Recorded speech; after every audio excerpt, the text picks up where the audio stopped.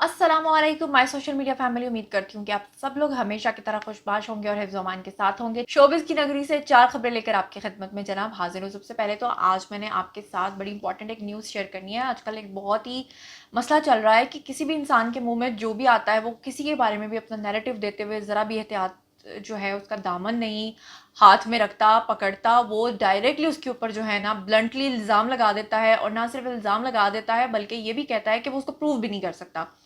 एजाज असलम एक बड़े senior actor हैं। उन्होंने एक बड़ा ही अजीबोगरीब इल्ज़ाम लगाया है अदाकारा उर्वा पे, और अदाकारा उर्वा का क्या रद्द-ए-अमल आया है और उस इल्ज़ाम के नतीजे में उनका जो करियर है वो किस हद तक मुतासिर हो सकता है, आज के वीडियो में आपको बताऊंगी। आज की वीडियो में मैं आपको बताऊंगी कि अदाकारा नमरा खान जो हैं वो लाहौर आई थी शूट करने के लिए और एक प्रोड्यूसर ने उनके पैसे खा लिए, और क्या है वो कहानी, क्या है वो दास्तान और अपना पर्सनल एक्सपीरियंस भी, क्योंकि काफ़ी अर्सा पहले आप लोगों ने मुझे कहा था कि हम आपकी कहानी सुनना चाहते हैं, वो भी मैं आपको बताऊंगी। आज ही की वीडियो में मैं आपको बताऊंगी बुशरा अंसारी ने दिया है एक बहुत ही अहम पैगाम। क्या है वो पैगाम जिस पे सबको अमल करना चाहिए, वो भी आपके साथ शेयर करूंगी।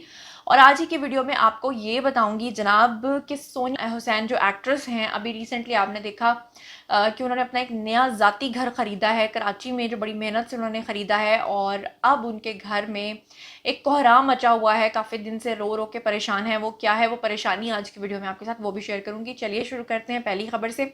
लेकिन उससे पहले हमेशा की तरह एक रिक्वेस्ट ये है कि अगर अब तक आपने मेरे चैनल को सब्सक्राइब नहीं किया तो जनाब बहुत बड़ी मिस्टेक कर रहे हैं, कर लीजिए। सबसे पहले तो सोनिया हुसैन से शुरू करते हैं कि आप सबको पता है कि वो एक ऐसी एक्ट्रेस हैं जिनका जो जिस फैमिली से वो बिलोंग करती हैं वो लोअर मिडिल क्लास है। आपको पता है उनके वालिद जो हैं काफ़ी अरसे तक उनको छोड़कर चले गए थे किसी खातून के पीछे, और फिर उसके बाद उनकी वालदा ने उनको बहुत मुश्किलात के साथ पाला।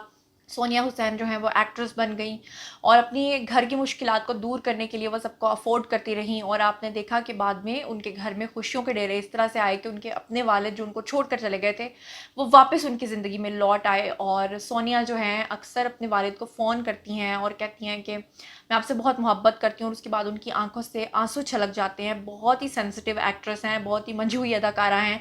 और आपको पता है कि पिछले दिनों में उन्होंने कराची में अपना एक ज़ाती घर अपनी मेहनत की कमाई से ख़रीदा, और उसके बाद उन्होंने अपनी फैमिली को सरप्राइज़ दिया, सबको वहाँ पर लेकर गई, घर दिखाया। अनफॉर्चुनेटली इस नए घर को नया घर जो है उनको रास इस तरह से नहीं आया कि उनके वालिद जो हैं बहुत ही शदीद किस्म के अलील हो गए, और ना सिर्फ अलील हुए बल्कि उनको आईसीयू में शिफ्ट करना पड़ा। कई दिनों से सोनिया हुसैन अपने वालिद के साथ हॉस्पिटल में थी, और जब तक आप ये खबर सुन रहे हैं तो अल्लाह करे कि उनके वालिद जो हैं उनकी तबीयत ठीक हो जाए और वो बिल्कुल पहले की तरह हंसी खुशी इस नए घर को एंजॉय कर सकें। अब जनाब चलते हैं दूसरी खबर की तरफ।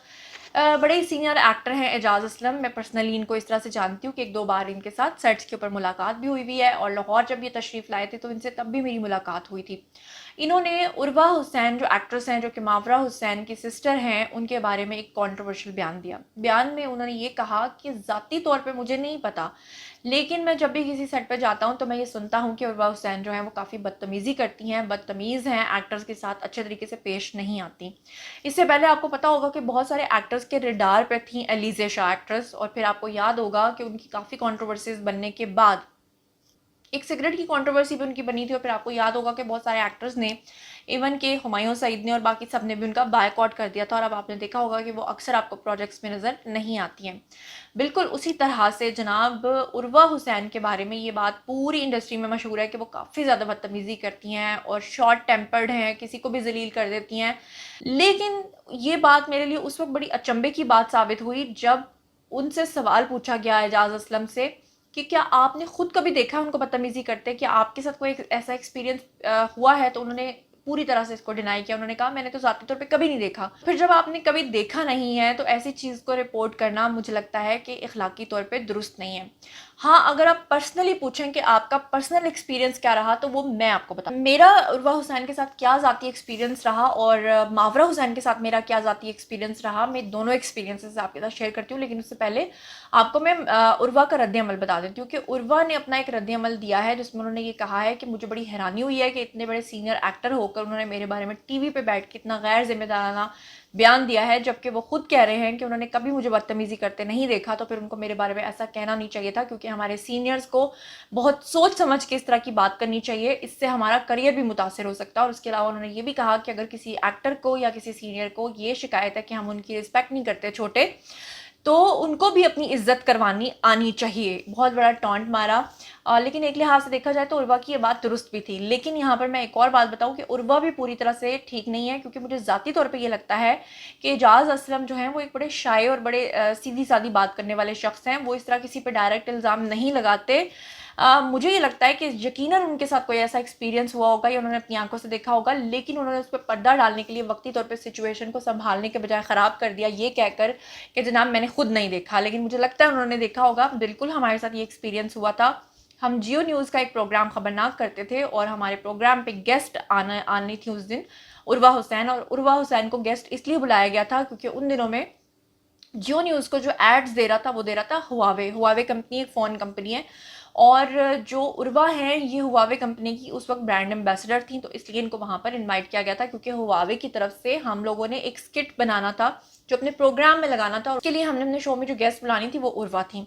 उर्वा हमारे शो पे आई और आते ही उन्होंने वहाँ पर बदतमीज़ी करना शुरू कर दी बिना किसी रीज़न के। और जिस मेकअप रूम में उनको बिठाया जाना था वहीं पर उन्होंने ये कहना शुरू कर दिया, ये क्या गंदगी फैलाई हुई है, ये क्या है, ये है, वो है। बहुत सारी उन्होंने बातें की। वहाँ पर हमारी कलीग का बच्चा भी था, उस बच्चे को भी बहुत बुरा भला कहा और उसके बाद उन्होंने बायकॉट किया और कहा मैं तो इस शो में नहीं बैठूंगी, और वो वहाँ से चली गई। जिसकी वजह से हुआवे कंपनी को भी बहुत गुस्सा आया, हमारा बना बनाया प्रोग्राम भी ख़राब हुआ। तो ये वो आई विटनेस बात मैं कर रही हूँ जो जिसे मैंने अपनी आंखों से देखा था।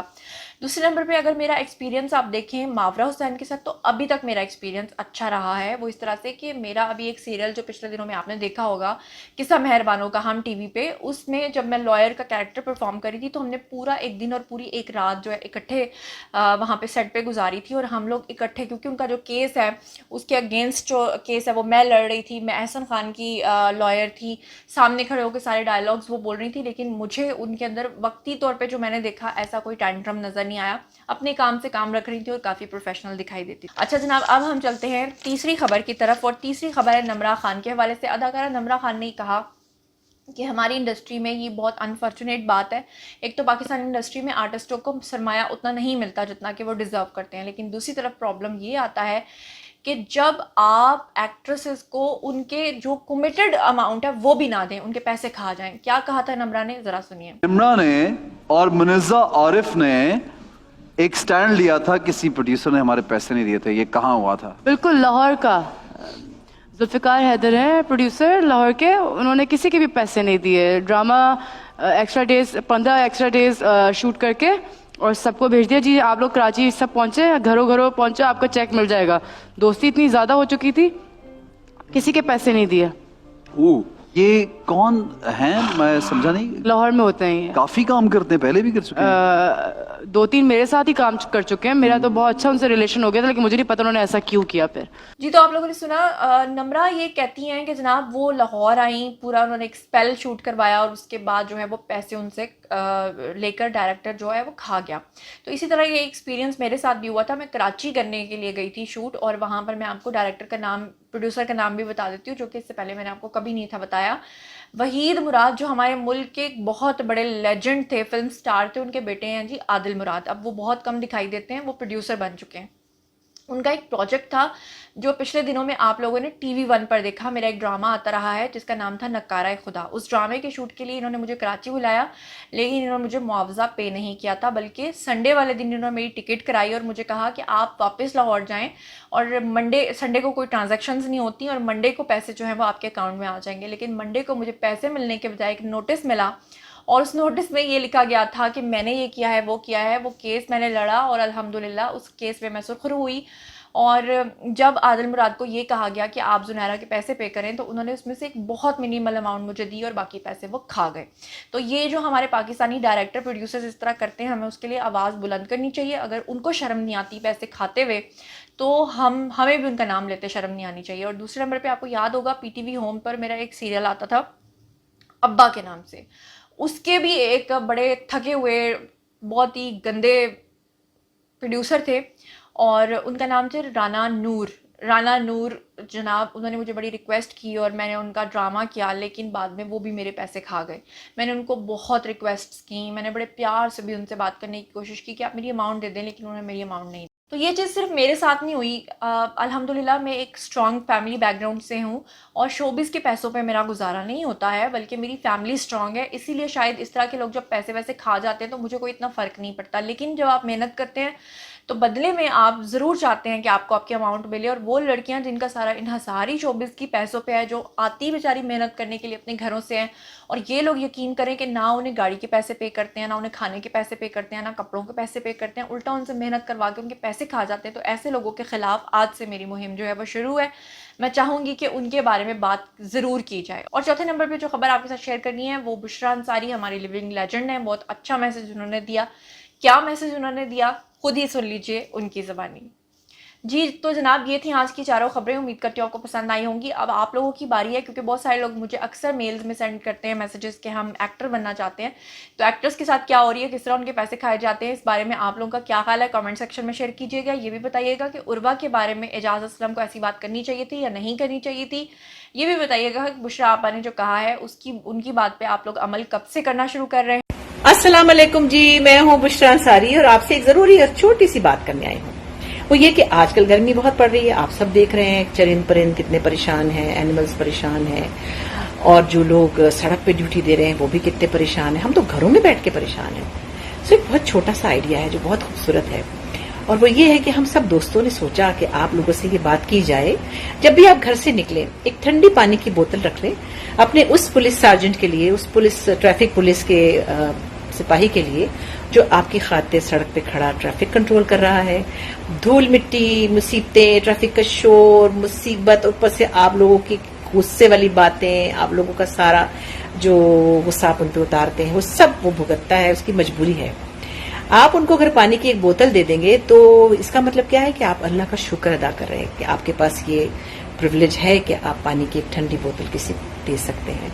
सो प्लीज ट्रैफिक पुलिस वालों को भी इंसान समझें। और बाकी भी जो न्यूज़ मैंने आपके साथ शेयर किया उसके बारे में भी अगर आपका कोई फीडबैक है तो आइए कमेंट सेक्शन में शेयर कीजिए। मजीद खबरें, व्लॉग्स, इंटरव्यूज़ और सियासी तस्वीर जानने के लिए मेरे साथ कनेक्टेड रहना हरगिज़ मत भूलिएगा। चैनल को सब्सक्राइब कर लीजिएगा। अपना बहुत ख्याल रखिएगा। अल्लाह ने के पान।